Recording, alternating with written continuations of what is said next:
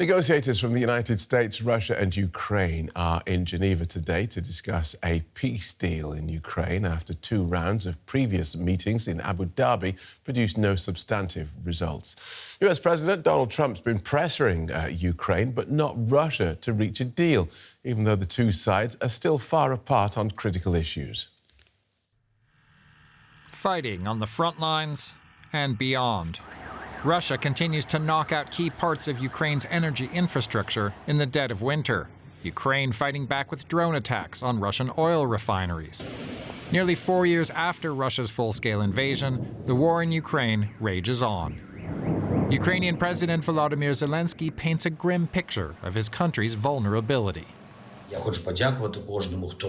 Several more cold days lie ahead, and we've all seen how Russia takes advantage of this. Please take care of yourselves. We remain in constant communication with all our partners, emphasizing that every such threat only worsens the overall chances of ending this war. The front line has barely moved in the last 2 years. Russia continues to lose thousands of soldiers every month for tiny gains. There's no reliable, independently verified data available, but the Center for Strategic and International Studies says Russia has incurred 1.2 million casualties since the war began, and that Ukraine has lost at least 500,000 soldiers in that time. The total overall casualties could reach 2 million this spring. Despite Russia's slow advance, U.S. President Donald Trump is impatient to end the conflict by encouraging Ukraine to make concessions. Zelensky's going to have to get moving. Russia wants to make a deal, and Zelensky's going to have to get moving. Otherwise, he's going to miss a great opportunity. He has to move. Russia's announced demands have not publicly changed in years. It wants international recognition that the territory it has seized is now Russian. Moscow wants strict limits on Ukraine's military, an end to its efforts to join NATO, and what it calls denazification, claiming that Zelenskyy is an illegitimate president and should be replaced in an election. For its part, Ukraine wants a ceasefire before discussing territory. It insists that Russia pay hundreds of billions of euros in compensation for damages caused by the war. It wants security guarantees from the West. And it demands the return of thousands of prisoners of war and of children allegedly abducted in the early days of the conflict and sent to Russia. One major sticking point is Russia's demand that Ukraine hand over the 20% of the Donbass region that it still controls. Ukraine says that's a non-starter and that it would have to hold a referendum to change the constitution to break up Ukraine's territorial integrity. However, Zelenskyy has also said that talks over territory could happen if a ceasefire is in place. He's also said that Ukraine could hold elections, again, if there's a ceasefire. This may be an effort to show Trump that Zelenskyy is serious about making concessions. But the worry for Ukraine and Europe is that Trump will push Kyiv into an unfavorable deal. And if Ukraine refuses, Trump might withdraw military support, which could make it much harder to hold off Russian advances. Let's get more on today's talks then with DW's Nick Connolly in Kyiv and Yuri Rishetto in Riga, from where he's been reporting since Russian authorities closed down our Moscow bureau. Welcome both. We'll start with you, Nick, in Kyiv. Let's start with Kyiv's goals and red lines going into these talks.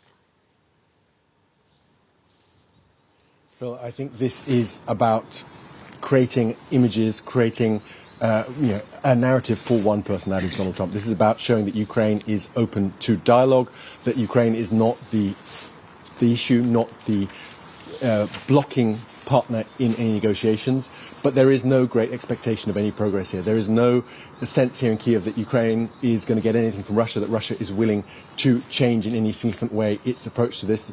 They are still convinced that Russia wants to keep on taking territory.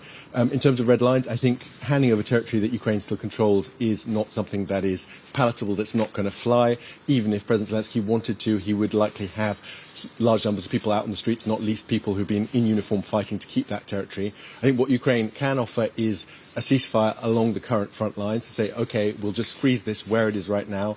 We will recognise Russian control de facto, not de jure. We're not going to legalise that Russian control of Crimea, of Donetsk, of parts of Kherson and Zaporizhia, but we will just leave it at that. That is something that Ukraine can offer, but it doesn't seem from Ukraine's perspective like that is something that Russia will in any way accept.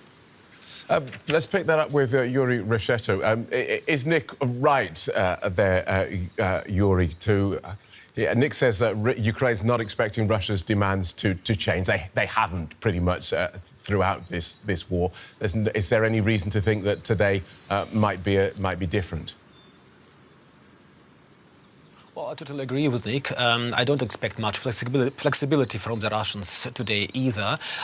Judging by their delegation, Phil, Moscow is sending, obviously, Vladimir Medinsky to Geneva, one of Putin's advisors. He's not a senior military figure or a security official.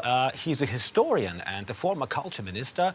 The last rounds of talks were led by top military officials, including the head of military intelligence, and they dealt with sensitive issues like territory, which many saw as a sign of progress. Now, Medinsky is obviously back. He also led the Istanbul talks in 2022 and again in 2025, and nobody took him seriously back then.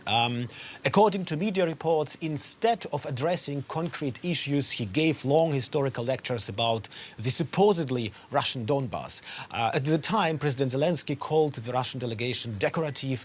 We might see the same thing happen today. Yeah, if they are so decorative, if their demands don't change, Yuri, why are they even there?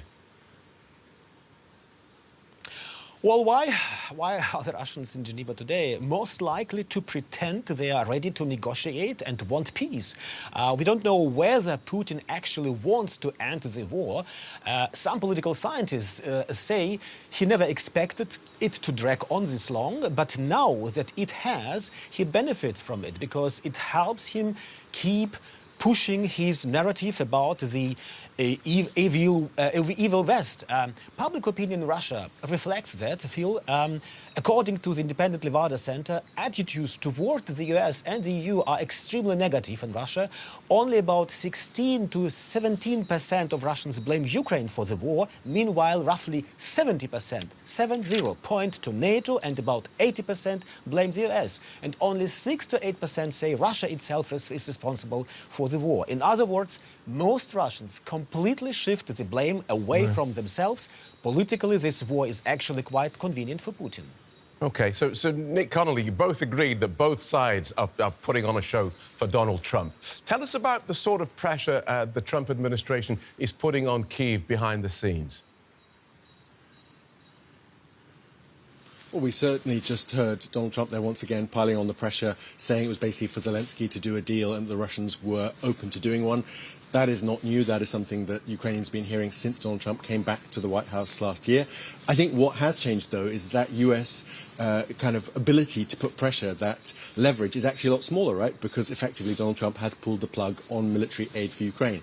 Any US supplies now arriving in Ukraine are for cash, and that is usually European cash or Ukrainian cash. So it is not like there is still a lot of kind of fat that he can take away. Ukraine is still getting some intelligence from the US, but also getting lots of satellite information, as we've heard from European countries, notably France and the UK. So in a way, there is less that he can take away in a hurry to really make things difficult for the Ukrainians. Obviously, you know, when it comes to things like air defense, Patriot missile systems, if somehow the Americans were to make it more difficult or slow down deliveries of interceptor missiles that are being bought for Ukraine, that is obviously something that will be very damaging to Ukraine. But I'm not sure if Trump can get away with that politically. There are still lots of people in Congress who support Ukraine. Delegations of US lawmakers in town just these past couple of days. If we had more images of greater destruction after Russian air attacks, I don't think that would go down particularly well. So it is difficult to see what Trump can actually do. And there is, you know, when you talk to experts here in Ukraine, lots of them think actually Trump might just give up and basically lose interest in these talks and kind of zone out. Thanks, Nick. Thank you both. DW correspondents Nick Connolly in Kyiv and Yuri Reshetto in Riga.